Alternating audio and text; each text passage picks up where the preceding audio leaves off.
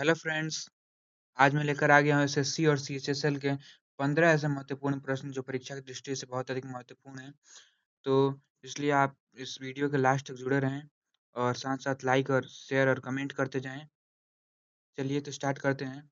सबसे पहला प्रश्न है, भारत किस महाद्वीप में पर स्थित है? भारत किस महाद्वीप पे स्थित है? तो भारत सी एशिया महाद्वीप पे स्थित है। भारत एशिया महाद्वीप पे स्थित है। भारत एशिया महाद्वीप पे स्थित है। तो चलिए अगला प्रश्न देखते हैं।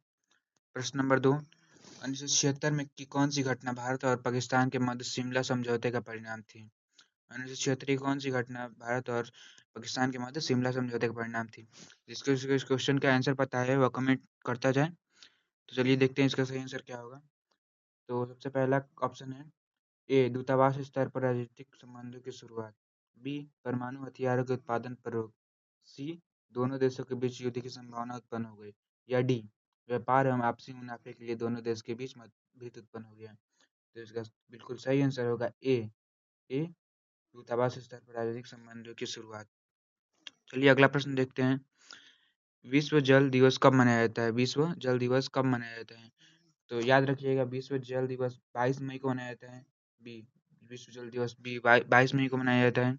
चलिए अगला प्रश्न देखते हैं। प्रश्न नंबर 4, पीडीए का पूरा नाम क्या है? यह प्रश्न बहुत अधिक महत्वपूर्ण है कि पीडीए का पूरा नाम क्या है। जिसको इसके क्वेश्चन के आंसर पता है वो कमेंट करता जाए और साथ-साथ जिसने सब्सक्राइब नहीं किया है हमारे चैनल को सब्सक्राइब कर दे और लाइक भी साथ-साथ करते जाएँ। चलिए इसका सही आंसर देखते हैं। इसका सही आंसर होगा A, personal digital assistant. Personal digital assistant. चलिए अगला प्रश्न देखते हैं। अगला प्रश्न क्या है? अगला प्रश्न है प्रश्न नंबर 5, दिल के दौरे का कारण क्या होता है? दिल के दौरे का कारण क्या होता है? तो इसका सबसे पहला ऑप्शन है ए, बैक्टीरिया। B, virus. या सी, हृदय तक रक्त की आपूर्ति की कमी। या डी, अज्ञात कारण से हृदय के कार्य करने में क्षति। इसका बिल्कुल सही आंसर होगा सी, हृदय तक रक्त आपूर्ति की कमी। सी, हृदय तक रक्त आपूर्ति की कमी होगी तभी तो हार्ट अटैक आता है। चलिए अगला प्रश्न देखते हैं। 6वां प्रश्न, राज्यसभा के सदस्य का कार्यकाल कितना होता है? तो राज्यसभा के सदस्य का कार्यकाल कितना होता है? तो इसका सबसे पहला ऑप्शन है 5 वर्ष होता है, या 6 वर्ष होता है, या लोकसभा के समान होता है, या 2 वर्ष होता है। तो याद रखिएगा, राज्यसभा के सदस्यों का कार्यकाल हमेशा 6 वर्ष का होता है। 6 वर्ष का 6 वर्ष का होता है। तो इसका सबसे सही आंसर होगा बी 6 वर्ष। बी 6 वर्ष। बी 6 वर्ष। चलिए अगला प्रश्न देखते हैं। 7वां प्रश्न है, स्वतंत्र भारत के प्रथम गवर्नर जनरल कौन थे? स्वतंत्र भारत के प्रथम गवर्नर कौन थे? तो इसका सही आंसर होगा लॉर्ड डलहौजी, या लॉर्ड माउंटबेटन, या बीबी गिरी, या सी, राजगोपालाचारी। तो इसका सही आंसर होगा A, Lord Mountbatten. A, Lord Mountbatten. Lord Mountbatten. 8वां प्रश्न है, लिपिड क्या है? लिपिड क्या है? लिपिड क्या है? सबसे पहला ऑप्शन है लिपिड मोनोसैकेराइड है। लिपिड कोशिकाओं को ऊर्जा प्रदान करते हैं। लिपिड फल लिपिड के एक अच्छे स्रोत हैं। कोलेस्ट्रॉल और ट्रोल फैटी एसिड लिपिड के प्रकार हैं। तो इसका बिल्कुल सही आंसर होगा डी। डी इसका सही आंसर होगा कोलेस्ट्रॉल और ट्रांस फैटी एसिड लिपिड के प्रकार हैं। देखो कोलेस्ट्रॉल, सबसे पहले कोलेस्ट्रॉल, कोलेस्ट्रॉल होता है ना, कोलेस्ट्रॉल। कोलेस्ट्रॉल तो सबने सुना होगा। कोलेस्ट्रॉल एक होता है और एक होता है ट्रांस, एक ट्रांस होता है। तो यही एसिड लिपिड के प्रकार हैं। चलिए अगला प्रश्न देखते हैं। अगला प्रश्न है, काइनेटिक्स किसका अध्ययन करते हैं? काइनेटिक्स में किसका अध्ययन करते हैं? तो सबसे पहला प्रश्न ऑप्शन है रासायनिक प्रतिक्रिया की दर। रासायनिक प्रतिक्रिया की दर। दूसरा ऑप्शन है कितनी तेजी से प्रतिक्रिया होती है। तीसरा ऑप्शन है एक अभिकारक से उत्पादों को शामिल करने के लिए तंत्र और अणुओं का मार्ग। और चौथा ऑप्शन है डी, इनमें से सभी। तो इसका सही आंसर होगा डी।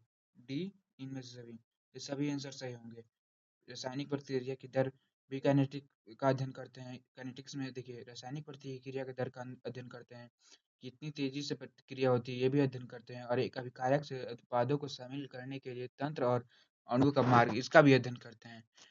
चलिए तो देखते हैं अगला प्रश्न। प्रश्न नंबर 10, पंचशील समझौता भारत और किसके बीच हुआ था? पंचशील समझौता भारत और किसके बीच हुआ था? तो शील समझौता भारत और चीन के बीच हुआ था। शील समझौता भारत और चीन के बीच हुआ था। बी, भारत और चीन के बीच हुआ था। चीन चीन को जानते हैं ना, चीन के बीच हुआ था। चलिए, तो यहाँ पे हमारा 10वां प्रश्न समाप्त होता है। इस तरह हमारे सेशन को सब्सक्राइब और लाइक करते चलिए हमारे चैनल को, और वीडियो के आखिर तक बने रहिए। चलिए, अगला प्रश्न है 11वां प्रश्न। प्रकाश वर्ष इकाई किसकी इकाई है? प्रकाश वर्ष किसकी इकाई है? प्रकाश वर्ष किसकी इकाई है? प्रकाश द्वारा पार की गई दूरी। ये इसी तरह समझ में आ रहा है, प्रकाश द्वारा पार की गई दूरी। प्रकाश वर्ष किसकी इकाई है? तो प्रकाश द्वारा पार की गई दूरी की इकाई है। और किसकी इकाई है? चलिए, तो अगला प्रश्न देखते हैं। अगला प्रश्न क्या है? बादल फटने का क्या अर्थ है? बादल फटने का क्या अर्थ है? तो सबसे पहला ऑप्शन है मेघांचित मौसम में फसल के बीजों का बोना। बी, भारी तूफान के साथ असाधारण रूप से बरसात। या सी, कृत्रिम वर्षा का निर्माण। या डी, आकाश में बादलों के बिखरे हुए टुकड़े की मौजूदगी। सबसे पहला ऑप्शन समझते हैं, इसका मतलब क्या है? मेघांचित मौसम में फसल के बीजों का बोना। मेघांचित मौसम मतलब समझते हैं? मेघांचित मौसम मतलब बादल हैं ऊपर, मतलब बादल दिख रहे हैं और उसी मौसम में बीजों का बोना। तो बादल फटता है तो ऐसा तो होता नहीं है। बी, भारी तूफान के साथ असाधारण रूप से बरसात। ऐसे ही हो सकते हैं, हाँ, भारी तूफान के साथ असाधारण रूप से बरसात होता है, जो बादल फटता है। तो ये देखिए, कृत्रिम वर्षा का निर्माण। कृत्रिम वर्षा, मानव जो वर्षा करवाता है खुद से। कृत्रिम वर्षा मतलब मानव निर्मित वर्षा। तो ऐसा तो हो नहीं सकता जब बादल फटता है तो। डी, आकाश में बादलों के बिखरे हुए टुकड़े। आधा आकाश में जब बादल के बिखरे हुए टुकड़े दिखते हैं तो बढ़ने फटने का थोड़ी अर्थ है, बादल फटने का थोड़ी अर्थ है। तो इसका बिल्कुल सही आंसर होगा बी, भारी तूफान के साथ असाधारण रूप से भारी वर्षा। इसका सही आंसर होगा बी। बी का बिल्कुल सही आंसर होगा। चलिए, अगला प्रश्न देखते हैं। सबसे साफ भारतीय रेलवे स्टेशन कौन सा है? यही तो है, सबसे साफ भारतीय रेलवे स्टेशन कौन सा है? सबसे साफ भारतीय रेलवे स्टेशन ए। ए सबसे पहले सबसे साफ भारतीय रेलवे स्टेशन ए, मुंबई है। सबसे साफ भारतीय रेलवे स्टेशन मुंबई है। और इसे मतलब हमारे भारत का ये वित्त शहर भी कहा जाता है। वित्त वित्त क्योंकि यहाँ पे सबसे ज़्यादा यहाँ से ही इनकम आता है। वित्त, सबसे ज़्यादा इनकम यहीं से आता है, मुंबई से ही आता है। मुंबई को तो सपनों की नगरी भी कहा जाता है। चलिए, अगला प्रश्न देखते हैं। प्रकाश समिति ऊर्जाकर्ता की का एसआई मात्रक क्या है? इसका एसआई मात्रक क्या है? तो इसका एसआई मात्रक है lumen second. D, lumen second. D, lumen second. चलिए, नहीं नहीं नहीं नहीं, यहाँ पे गलती हो गया, देखिए हमसे। इसका सही आंसर होगा लक्स। देखिए, गलती से मैं किसी और का मात्रक बता दिया। इसका सही आंसर होगा ए लक्स होगा। इसका सही आंसर लक्स होगा। देखिए, चलिए अगला प्रश्न देखते हैं। और ये 15वां प्रश्न है और आखिरी प्रश्न है। तो इसी प्रश्न के साथ हमारे चैनल को लाइक और सब्सक्राइब करते चलिए, और इस क्वेश्चन का आंसर पहले आप ही बताइए, तब मैं बताऊंगा। कमेंट में जल्दी जल्दी इस क्वेश्चन का आंसर कीजिए जब तक मैं इस क्वेश्चन को पढ़ता हूँ। निम्नलिखित में से मतदाता स्याही का मुख्य यौगिक क्या है? निम्नलिखित में से मतदाता स्याही का मुख्य यौगिक क्या है?